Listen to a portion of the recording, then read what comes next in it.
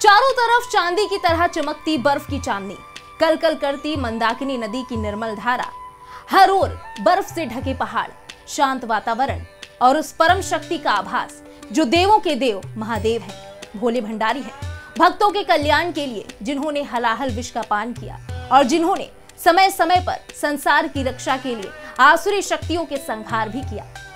हम बात कर रहे हैं उत्तराखंड में ऋषिकेश से लगभग 221 किलोमीटर दूर गढ़वाल हिमालय की गोद में बसे केदारनाथ धाम की, जो कि भगवान शिव के 12 ज्योतिर्लिंगों में से एक है। गिरिराज हिमालय की केदार नामक चोटी पर स्थित केदारेश्वर धाम मंदिर 3 तरफ पहाड़ों से घिरा है।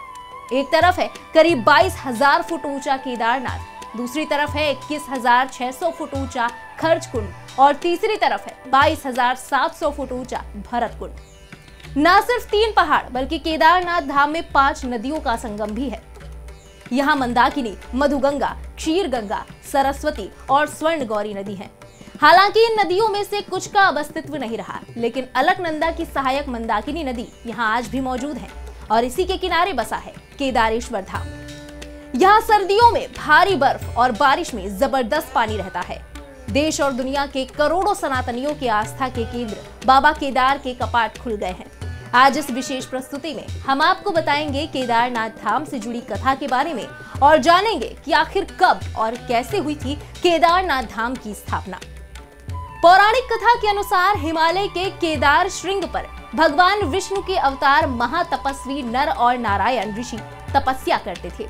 उनकी आराधना से प्रसन्न होकर भगवान शिव प्रकट हुए और ज्योतिर्लिंग के रूप में सदा वास करने का वर प्रदान किया। मान्यता है कि सबसे पहले यहाँ मंदिर पांडवों ने बनवाया था, लेकिन समय के साथ ये मंदिर लुप्त हो गया, जिसके बाद केदारनाथ मंदिर का निर्माण आदि शंकराचार्य ने 8वीं शताब्दी में करवाया था। भगवान केदारनाथ के दर्शन के लिए ये मंदिर केवल 6 महीने ही खुलता है और 6 महीने बंद रहता है। ये मंदिर वैशाखी के बाद खोला जाता है और दीपावली के बाद बंद कर दिया जाता है। जब 6 महीने का समय पूर्ण होता है तो मंदिर के पुजारी इस मंदिर में एक दीपक जलाते हैं, जो कि अगले 6 महीने तक जलता रहता है। 6 महीने बाद जब ये मंदिर खोला जाता है तब ये दीपक जलता हुआ मिलता है। ये मंदिर 6 फीट ऊंचे चौकोर चबूतरे पर बना हुआ है। मंदिर में मुख्य भाग मंडप और गर्भगृह के चारों ओर परिक्रमा पथ है। बाहर प्रांगण में नंदी बैल भगवान शिव के वाहन के रूप में विराजमान हैं, जिनकी श्रद्धालु आस्था के साथ पूजा करते हैं। पौराणिक मान्यता है कि जब भगवान शंकर बैल के रूप में अंतर्ध्यान हुए थे तो उनके धड़ से ऊपर का भाग काठमांडू नेपाल में प्रकट हुआ, जहां पशुपतिनाथ का मंदिर स्थित है। साथ ही शिव की भुजाएं तुंगनाथ में, मुख रुद्रनाथ में, नाभि मदमहेश्वर में और जटा कल्पेश्वर में प्रकट हुई।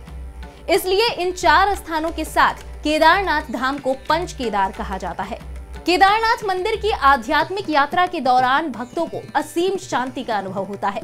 मंदिर और प्रकृति का परिवेश इतना दिव्य है कि यह हमेशा सर्वशक्तिमान में मनुष्य के विश्वास को फिर से जगाता है। तो इस खास पेशकश में हमने जाना केदारनाथ धाम का पौराणिक इतिहास और महत्व। जल्द ही हाजिर होंगे एक और नए रोचक और ज्ञानवर्धक विषय के साथ। तब तक देखते रहें इंडिया पब्लिक खबर, हर पल, हर क्षण, हर खबर पर सटीक नजर।